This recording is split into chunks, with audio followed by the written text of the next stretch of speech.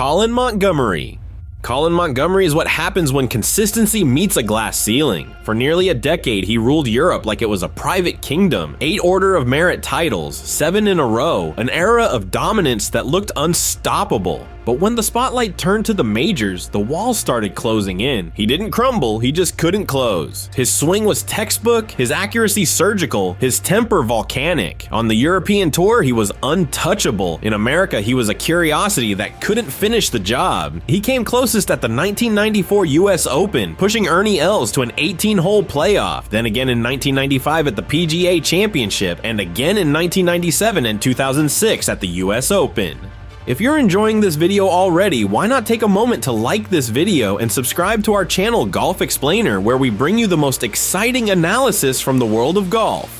4 times Colin Montgomery had one hand on the trophy. 4 times golf reminded him that near perfection is still failure. Montgomery wasn't a choker, he was cursed with timing. Every time he played great, someone played just a little better. His putting betrayed him at the worst moments, and so did fate. Fans respected him, but America never warmed up. His attitude didn't help. Snarky interviews, visible frustration, and a face that could glare through concrete. But deep down, that edge was what made him great. He played like someone permanently insulted. Every missed putt looked personal. He wasn't there to smile, he was there to win. The problem? The majors never cared. Even now, people still say, Monty deserved one. Maybe. But golf doesn't pay in sympathy. You either finish first or you disappear into the trivia section of history. Montgomery built a career good enough to demand respect and bad enough to frustrate everyone who watched him. Lee Westwood.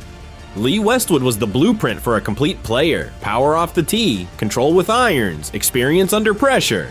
Everything but luck. He wasn't an underachiever, he was just born into an era where Tiger Woods existed. Westwood did almost everything right for 30 years, except win one of the 4 that count. He led majors after 54 holes, outplayed younger guys, and looked unbothered the whole time. But when it was time to finish, the golf gods yawn. There's a pattern in his record. Always there, always close, never holding the trophy. Runner-up at the Masters, runner-up at the Open, runner-up at the US Open. It's a cruel kind of fame, being everyone's favorite almost. His swing was clean, his rhythm smooth, and his fitness lasted decades. But his putting, that's where hope went to die. Westwood could stripe fairways all day, then miss 3-footers like it was part of the act. He reinvented himself more than once, from a bulky young bomber in the 90s to a composed veteran in his 40s. Every few years, people thought this might be it. It never was. His best chance probably came at the 2010 Masters, leading after 3 rounds. Mickelson stole that one with magic from the trees. Another Open slipped away. Another US Open vanished with a bad back 9.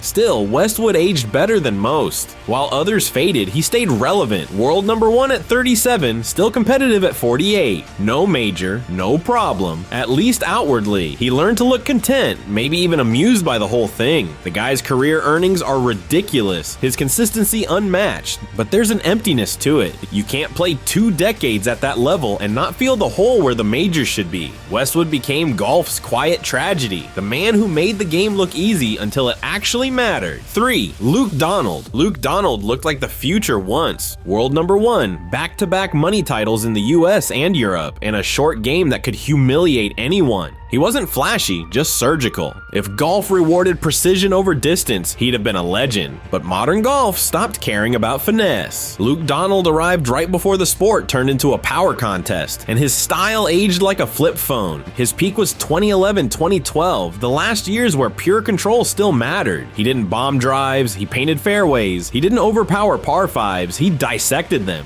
That control made him elite for a moment, and completely irrelevant soon after. Once the rough got thicker and the courses longer, Donald's edge vanished. He couldn't compete with bombers who turned 480-yard holes into wedges. His major record tells the same story, always in the mix, never a threat. Best finish, T3 at the Masters, a few top 10 scattered here and there. He didn't choke, he just got outrun. There was nothing to collapse. His ceiling was simply lower than the monsters around him, and yet his technique was so beautiful it annoyed people. Golf nerds still reference his tempo like a museum piece. But in the end, he was too perfect for his own good. Too precise, too polite, too steady. The kind of player who never scared anyone. Even now, as Ryder Cup captain, he's more respected than remembered. Luke Donald didn't fail. The sport just moved on without him. He mastered a version of golf that doesn't exist anymore. The kind that values touch over muscle. And when the balance shifted, he disappeared quietly. No drama, no collapse. Just a fade into the background. The game changed the rules. He just never complained. 4. Ricky Fowler. Ricky Fowler was built for fame, orange outfits, social media charm, sponsors before victories. For years, he was golf's poster boy without a poster result. The talent was real, his swing pure, his short game elite, his charisma natural. But somewhere between potential and delivery, something got lost. He became a marketing dream instead of a major champion. 2014 should have been the year. Top 5 in all 4 majors, including second at the US Open and the Open. Nobody had done that since Tiger. Everyone assumed the breakthrough was coming. It never did. His swing got overhauled, his form dipped, and suddenly he was a guy with cool clothes and no trophies that mattered. Fowler wasn't bad. He was invisible in a field full of killers. He did win. The Players, Phoenix, Honda. But those aren't majors. They're impressive, not immortal. Every few years he makes a comeback. A flash of the old fire, a stretch of good golf, then it fades again.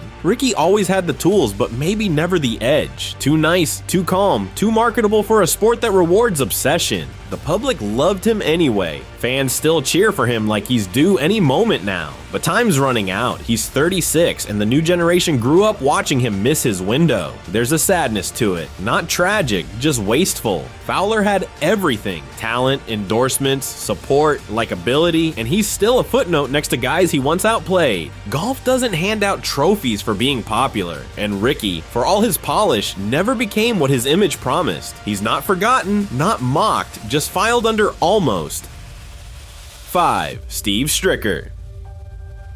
Steve Stricker made golf look simple. No theatrics, no tantrums, no ego. Just rhythm, precision, and a putting stroke that could hypnotize a hole. He built a career off consistency, 12 PGA Tour wins, multiple Comeback Player of the Year awards, and respect from every locker room he ever entered. But in majors, that same calmness cost him. He was runner-up at the 1998 PGA Championship, 2 shots short of Vijay Singh. He finished top 5 at the US Open in '99 and again in 2009. He tied for 4th at the 2016 Open Championship, still relevant well into his 40s.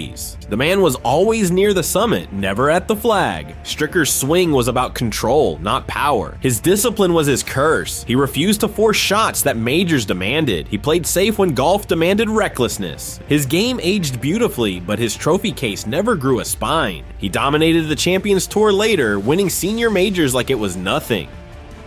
6. Doug Sanders.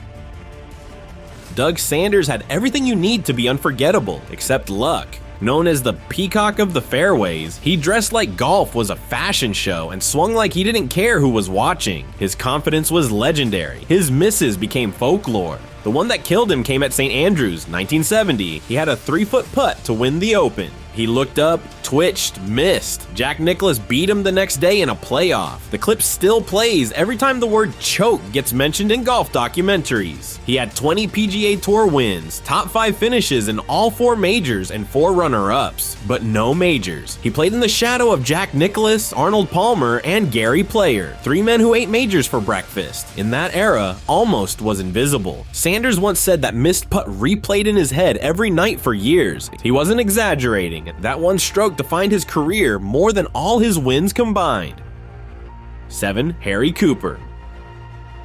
Before Palmer, before Nicklaus, there was Harry Cooper, the original heartbreak story. He turned pro in 1923 and won 31 times on the PGA Tour. That's more than many Hall of Famers who have major titles on their shelves. Yet Cooper never won one himself. He was brilliant from tee to green, compact swing, sharp irons, fast pace. They called him Light Horse Harry because he moved quick, thought quick, and played like time was chasing him. But when the majors came, time chased him down. In 1927, he led the US Open after 3 rounds and then lost by a single shot to Tommy Armour. In 1936, he led the Masters, then lost by 1 to Horton Smith. Same story, different year. His skill wasn't the problem, his timing was. He played when majors were chaos. The PGA was still match play, the Masters hadn't yet become iconic, and luck often mattered more than precision. Cooper's numbers belonged to a champion. His record didn't. He lived long enough to watch his near misses become myths, dying in 2000 at 96. Still the best player of his era, never to lift a major. 8. Matt Kuchar. Matt Kuchar has spent 2 decades being golf's most polite disappointment. Always smiling, always steady, never finishing the job. He's one of those players who collects top 10 S like souvenirs but can't close the deal when the lights get too bright. His best shot at immortality came at the 2017 Open Championship. Jordan Spieth had cracked under pressure on the 13th. Lost ball, long delay, meltdown incoming. Kuchar stood calm, ready to win. Then Spieth flipped the script, birdied 4 of the last 5, and walked away with the claret jug. Kuchar didn't blow it. He just got hit by someone else's miracle. He had similar teases elsewhere. 3rd at the 2012 Masters, 8th at that year's PGA. He's been the model of efficiency. 9 PGA Tour wins, an Olympic bronze, a Players' Championship. Everything but a major. His swing looks like it was designed to be safe, short, tight, consistent. But majors reward audacity, not reliability. They demand that one moment where you hit a shot no sane golfer would try. Kuchar never crossed that line, and he's not hated, not mocked, just forgotten when the talk turns to greatness. The kind of player who fills leaderboards but not history books. Golf has a shelf for men like him, reliable, talented, majorless. They had the skill, the control, the spotlight, and still walked away with nothing that lasts. The record books won't pity them. Golf moved on and the majors never looked back. Their talent-filled highlight reels, not history pages. That's the cruelty of this game. Perfection gets forgotten if it comes without a trophy. The line between greatness and almost is thinner than mercy.